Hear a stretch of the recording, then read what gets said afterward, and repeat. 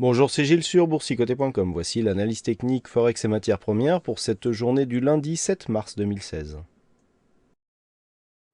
Avec une paire de devises euro-dollar qui, après être venue ici presque sur un retracement total, puisqu'alors que nous attendions une zone de retracement à 1,0810, eh bien la paire de devises euro-dollar ici a marqué un plus bas à 1,0825, donc à 15 pips ici de l'objectif, avant de commencer à remonter. Alors malgré tout, on marque bien ici la phase de neutralisation, puisque nous étions ici, suite à cette cassure de cette zone des 1,0985, sur un début de mouvement haussier qui a été invalidé depuis ici la rupture du retracement à 61,8% et une réintégration des cours sous cette zone des 1,0985.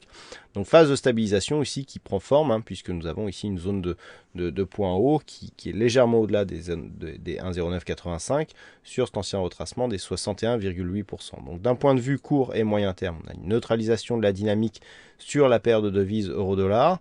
Une rupture ici de cette zone des 1,0810 pourrait nous permettre d'anticiper un retournement de la tendance court terme avec un éventuel retour ici sur la zone des 1,0560.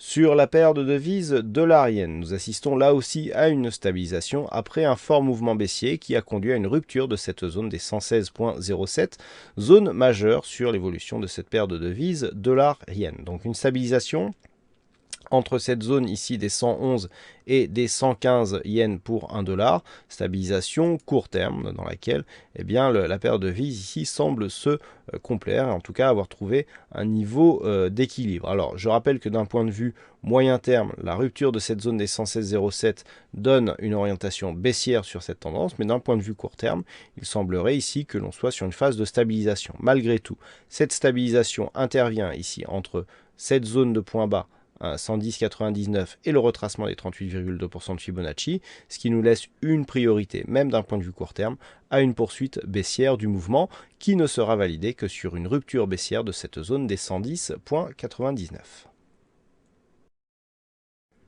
Et enfin sur l'or, nous assistons à une poursuite du mouvement haussier, puisqu'après ici avoir inscrit un point haut à 1263 $ l'once, les cours s'étaient repliés ici pour venir marquer un retracement sur la zone des 38,2% retracement de Fibonacci. Suite à cela, on avait assisté ici à une poursuite du mouvement haussier et à un retour sur la zone des 1263.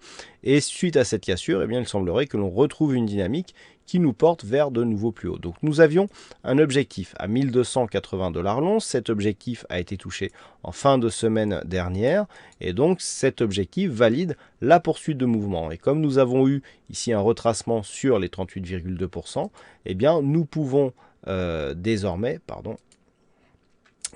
nous pouvons désormais tracer un retracement de Fibonacci donc sur la phase de consolidation pour travailler avec les extensions de Fibonacci. Donc une fois ici que ce retracement est tracé, on écarte un petit peu pour voir où cela nous mène et cet objectif ici nous emmène sur la zone des 1308. Je rappelle que nous avons ici une zone majeure, 1310 $ l'once, et le fait que cet objectif ici tombe sur une zone si proche de cette zone majeure n'est peut-être pas anodine. En tout cas, sur la rupture ici de cette zone des 1263 $ l'once, nous avons désormais un signal de poursuite donc en direction de cette zone des 1310, sachant que le niveau d'invalidation se situe ici sur ce retracement à 61,8% sur la phase de consolidation, qui nous donne ici une zone d'invalidation à 1235 $ l'once. Donc tant qu'on ne redescend pas ici sur cette zone, l'objectif d'évolution sur le gold à un point de vue court terme se situe sur 1308 $ l'once.